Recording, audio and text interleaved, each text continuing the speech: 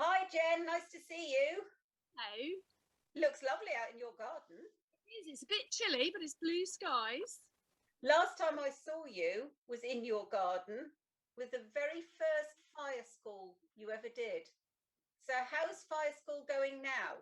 Brilliantly. Yeah, really good. There seems to be a massive appetite for learning about fire, which can only be a good thing in my book. From our point of view, it's lovely to see so much of our kit in your garden. Yes. Yeah, I'm a big fan, as you know.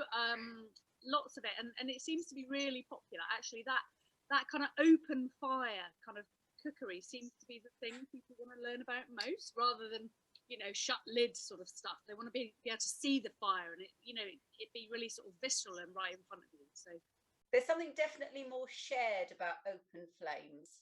for sure. Yeah.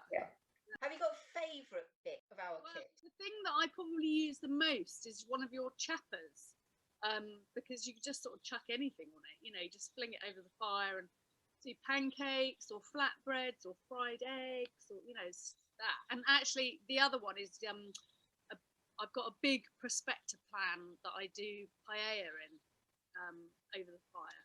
So both of those things really. Anybody who follows you on Instagram can see what you're cooking on a day-to-day basis.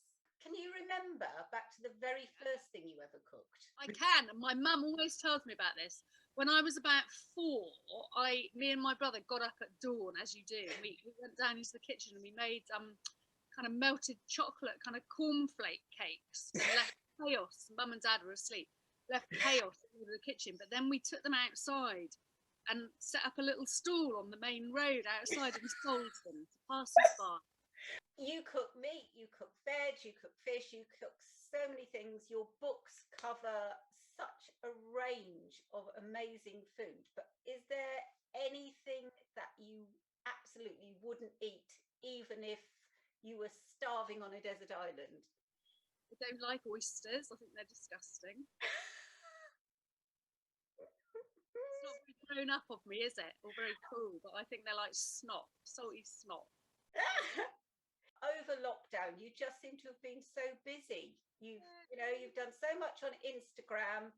Yeah. Barbecuing seems to have gone mad because it's perhaps been the most exciting thing people can do in their garden for months and months and months now. So there's been so much kind of interest in fire cooking, and I wrote my little book in lockdown. Hang on, let's just rewind there. You said something about writing a little book in lockdown? I wrote a little book in lockdown. Look, handily, I've got it here. It came out yesterday. Can you see that? Just in time for summer this year. Just because you cook outside doesn't mean you need to eat outside, does it? If it's no. But the book is available now. Yeah, it was released yesterday, so you can kind of get it anywhere you get books. Our copy is already on its way to us, so we're really excited about that. Tell us a bit about it. What's in there? So it's called Foolproof BBQ. Essentially, it's part of a small series that Quadro, the publishers, are doing. It's just sort of really straightforward, simple kind of recipes, ingredients that are very accessible. So there's nothing in there that you're going to have to kind of go to Timbuktu to find.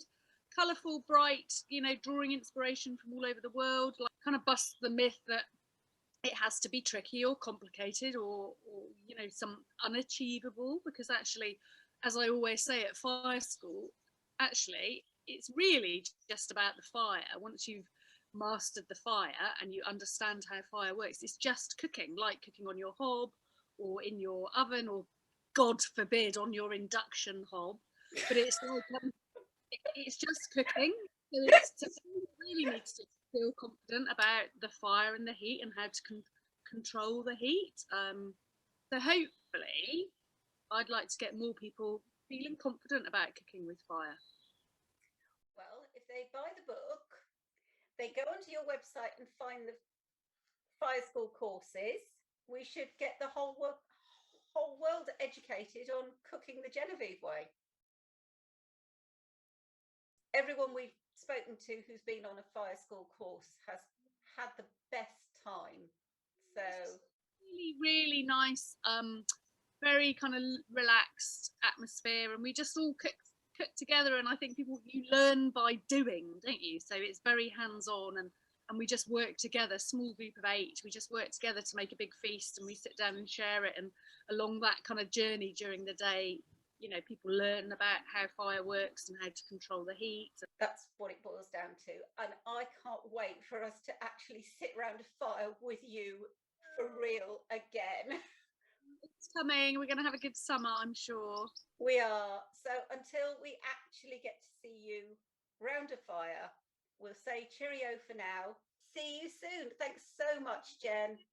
See you soon. Bye. Okay, bye. Podcast.